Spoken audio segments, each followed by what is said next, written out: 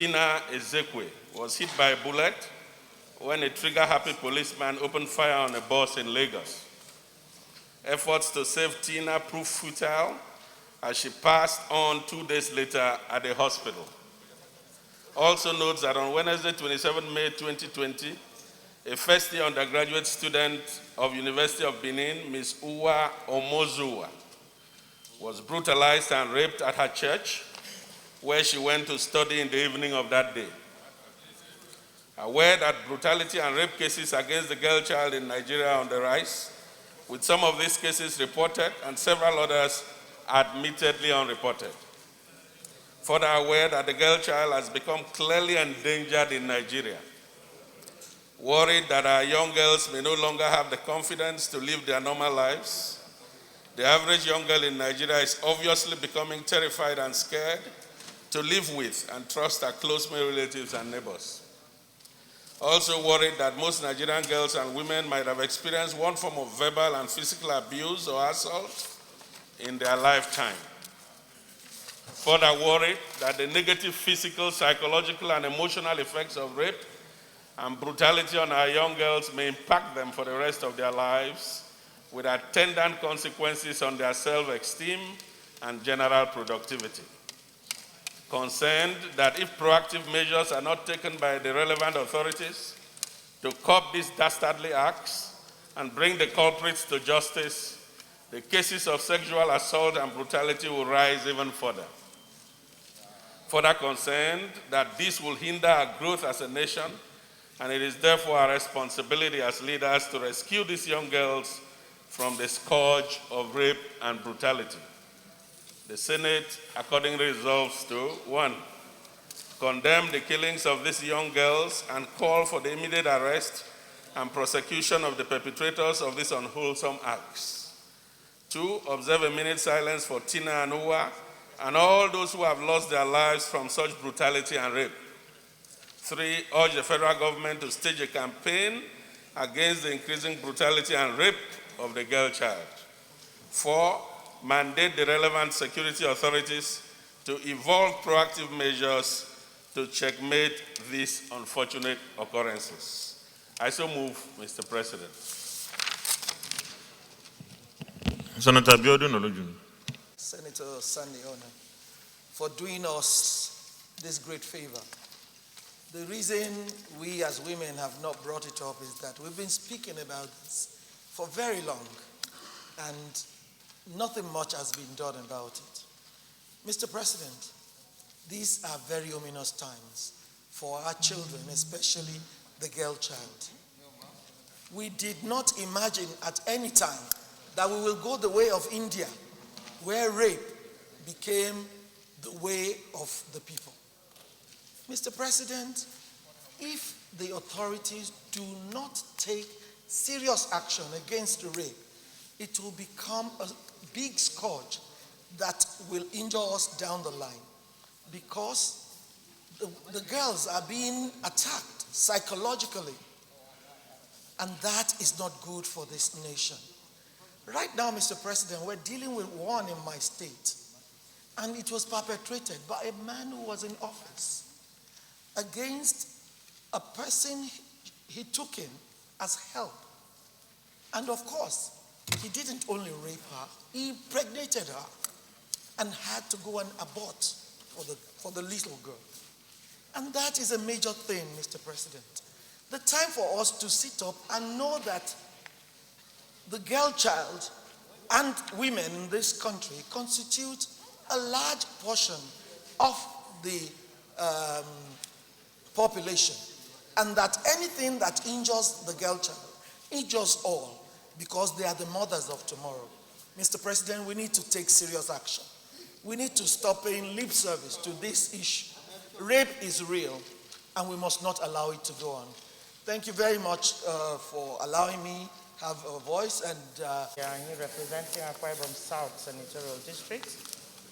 I want to join my sister to appreciate a good brother, a father that has risen to speak on behalf of the girl child today, Senator Sandy Ono. Mr. President, distinguished colleagues, we are all aware severally that this particular issue of rape has been raised in this hallowed chamber, and we've spoken against it severally. It's so rampant across Nigeria that men who are supposed to be fathers, who are supposed to be brothers, will see a little child and will violate such a child. That parents, a father will violate a daughter, a girl child. We have a case like that also in Akwa Ibom State that we are handling right now, where a father violated the little daughter. Mr. President, just like my sister has said, it is not just arresting the culprits, taking them to the police station, and probably eventually to the court, and few years of jail term will be given. That is not enough. We did raise it here sometimes ago, some months ago, that a severer penalty should be given to such a culprit. I strongly join the other people to speak against this deadly act, because it's destroying our children, our daughters that are supposed to be the mothers of tomorrow. Our honorable colleague for bringing up this motion today. I'd like to join my colleagues who have spoken to condemn in its entirety this violation that has become almost a daily occurrence in our society. The story of the two young girls, and of course, the two young girls that we mentioned, and the young girl in Jigawa State, 12-year-old girl that was raped by several men, all happening within a month. It's rather frightening. It's not to talk about the issues that are not reported. These were issues that were reported. Mr. President, I know that NAPKIP has come up with the sexual offenders register, but like my honorable, distinguished colleague has said, stiffer penalties need to. Apart from stiffer penalties, I think we really need to come up with a stronger advocacy against rape, because it's really getting out of control. And because of the insecurity in the country, some people cannot even report when they are raped. They just have to keep silent about it. I'd like to join my colleagues and say that, yeah, we condemn in its entirety the increased incidence of rape in the country as we support. Senator Uche Ekunife Lillian. This very important motion. Mr. President, that young girls are being raped in this country is no longer news. What is news is that it is still on the increase. Mr. President, I had one experience where a 3-year-old baby was raped by a 44-year-old man. A 3-year-old baby that the mother left with her grandmother and went to work. By the time she came back, a 44-year-old man had raped the child.